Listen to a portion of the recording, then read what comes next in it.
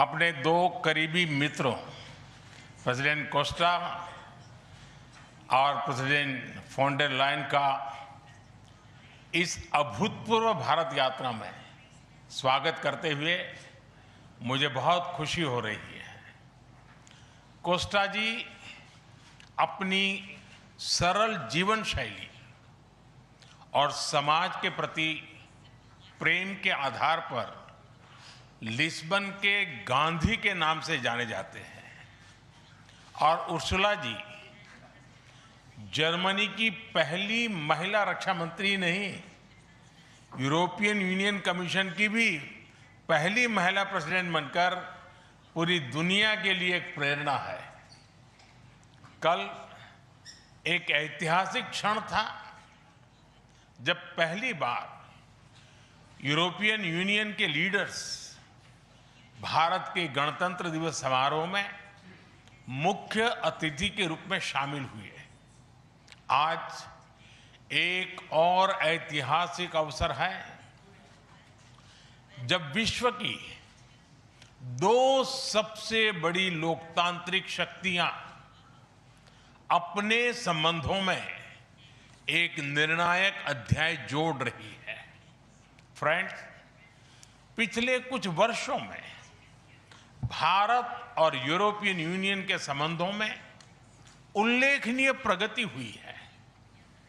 साझा लोकतांत्रिक मूल्यों, आर्थिक सिनर्जी और मजबूत पीपल टू पीपल टाइज के आधार पर हमारी साझेदारी नई ऊंचाइयों तक पहुंच रही है। आज हमारे बीच 180 बिलियन यूरो का ट्रेड है। 8 लाख से अधिक भारतीय यूरोपियन यूनियन के देशों में रह रहे हैं और सक्रिय योगदान दे रहे हैं। हमने स्ट्रेटेजिक टेक्नोलॉजी से लेकर क्लीन एनर्जी, डिजिटल गवर्नेंस से लेकर डेवलपमेंट पार्टनरशिप, हर क्षेत्र में सहयोग के नए आयाम स्थापित किए हैं। इन्हीं उपलब्धियों के आधार पर आज की समिट में हमने समाज के सभी वर्गों को लाभ पहुंचाने वाले कई निर्णय लिए हैं। फ्रेंड्स, आज भारत ने अपने इतिहास का अब तक का सबसे बड़ा फ्री ट्रेड एग्रीमेंट संपन्न किया है। आज 27 तारीख है। ये सुखद संयोग है कि आज ही के दिन यूरोपियन यूनियन के 27 देशों के साथ भारत ये एफटीए कर रहा है। यह एक ऐतिहासिक समझौता हमारे किसानों, हमारे छोटे उद्योगों, इसके यूरोपियन मार्केट तक पहुंच आसान बनाएगा, मैन्युफैक्चरिंग में नए अवसर पैदा करेगा और हमारे सर्विसेज सेक्टर के बीच सहयोग को और प्रबल करेगा। इतना ही नहीं, यह एफटीए भारत और यूरोपियन यूनियन के बीच इन्वेस्टमेंट को बूस्ट करेगा, नई इनोवेशन पार्टनरशिप बनाएगा और वैश्विक स्तर पर सप्लाई चेन को मजबूत करेगा। यानी यह सिर्फ ट्रेड एग्रीमेंट नहीं है, यह साझा समृद्धि का नया ब्लूप्रिंट है। फ्रेंड्स, इस महत्वाकांक्षी एफटीए के साथ साथ हम मोबिलिटी के लिए भी एक नया फ्रेमवर्क बना रहे हैं। इससे भारत के स्टूडेंट्स, वर्कर्स और प्रोफेशनल्स के लिए यूरोपियन यूनियन में नए अवसर खुलेंगे। साइंस एंड टेक्नोलॉजी में हमारा लंबे समय से एक व्यापक सहयोग रहा है। आज हमने इन महत्वपूर्ण लिंकेजेस को भी और मजबूत करने का निर्णय लिया है। फ्रेंड्स, रक्षा और सुरक्षा सहयोग किसी भी स्ट्रेटेजिक पार्टनरशिप की नींव होती है और आज हम इसे सिक्योरिटी एंड डिफेंस पार्टनरशिप के जरिए औपचारिक रूप दे रहे हैं। इससे काउंटर टेररिज्म, मैरीटाइम और साइबर सिक्योरिटी में हमारी साझेदारी और गहरी होगी। यह रूल्स बेस्ड इंटरनेशनल ऑर्डर के प्रति हमारी साझा प्रतिबद्धता को भी बल देगा।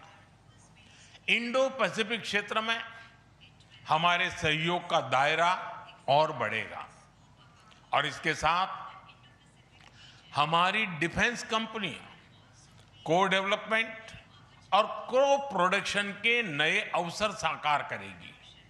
फ्रेंड्स, आज की इन उपलब्धियों के आधार पर हम अगले 5 वर्ष के लिए एक और भी एम्बिशियस और होलिस्टिक स्ट्रेटेजिक एजेंडा लॉन्च कर रहे हैं।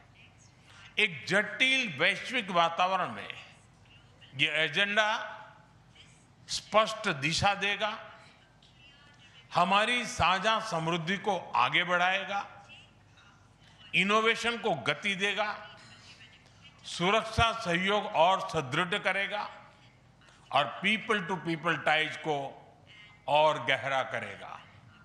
फ्रेंड, भारत और यूरोपियन यूनियन का सहयोग एक पार्टनरशिप फॉर ग्लोबल गुड है।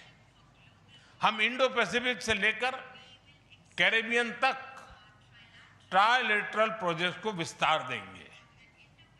इससे सस्टेनेबल एग्रीकल्चर, क्लीन एनर्जी और विमेन एम्पावरमेंट को ठोस समर्थन मिलेगा। हम साथ मिलकर आईमैक कॉरिडोर को ग्लोबल ट्रेड और सस्टेनेबल डेवलपमेंट की एक प्रमुख कड़ी के रूप में स्थापित करेंगे। फ्रेंड्स, आज ग्लोबल ऑर्डर में बड़ी उथल-पुथल है। ऐसे में भारत और यूरोपियन यूनियन की साझेदारी अंतर्राष्ट्रीय सिस्टम में स्थिरता को मजबूती देगी। इस संदर्भ में आज हमने यूक्रेन, पश्चिमी एशिया, इंडो पैसिफिक सहित कई वैश्विक मुद्दों पर विस्तार से चर्चा की। मल्टीलेटरलिज्म और इंटरनेशनल नॉर्म्स का सम्मान हमारी साझी प्राथमिकता है। हम एकमत है कि आज के चैलेंजेस का समाधान करने के लिए ग्लोबल इंस्टीट्यूशंस का रिफॉर्म अनिवार्य है। फ्रेंड्स, राष्ट्रों के संबंधों में कभी-कभी ऐसा क्षण आता है जब इतिहास स्वयं कहता है, यहीं से दिशा बदली, यहीं से एक नया युग शुरू हुआ।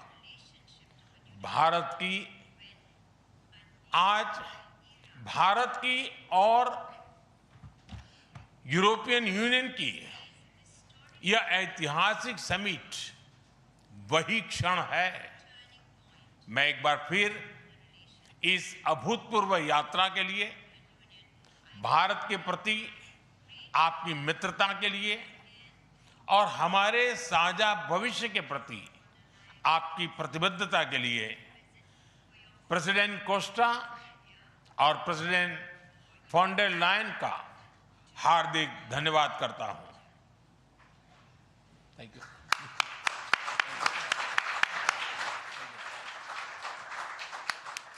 Thank you.